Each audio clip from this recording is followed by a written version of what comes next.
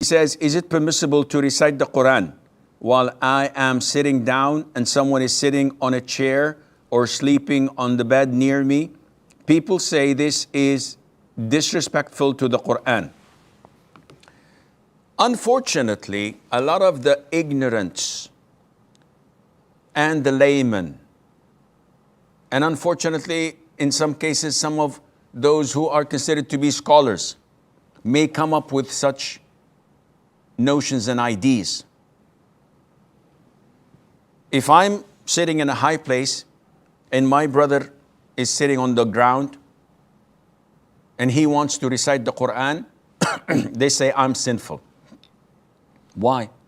Because I'm sitting on an elevated place where the Quran is being recited.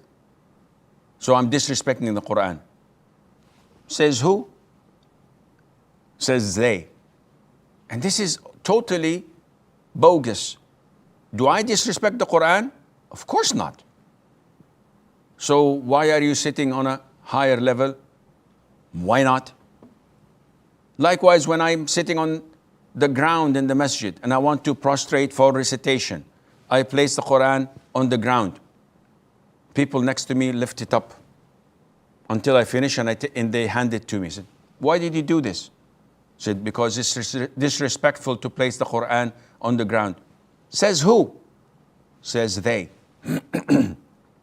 Likewise, if I'm sitting in the masjid and I extend my legs in the direction of the Qibla, crazy elders come and say, this is disrespectful. Pull your legs. Says who? Says they.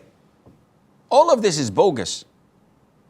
The jurors themselves say that when you are unable to pray sitting or standing up and you're lying due to the fact that you're bedridden, you should place your feet in the direction of the Qibla and pray while lying down. Where is the disrespect in that? The Prophet himself, and the hadith is in the Sahih. Mother Aisha says about herself, used to be in my menses. And the Prophet used to incline in my lap and recite the Quran. Some scholars say, meaning that he used to place his head in her lap, which means that she is elevated and she's in her menses, while the Prophet recites the Quran. Do you have the audacity to claim that the Prophet was disrespecting the Quran? So, Amina, all what these people say is bogus. They have no knowledge and they speak out of thin air and they try to intimidate people so that they can control them. I'm the Shaykh. You shouldn't do this. This is disrespectful. You may be risking getting out of the fold of Islam. And I'm intimidated, I'm frightened, and I leave everything because Simon says. This is totally not true.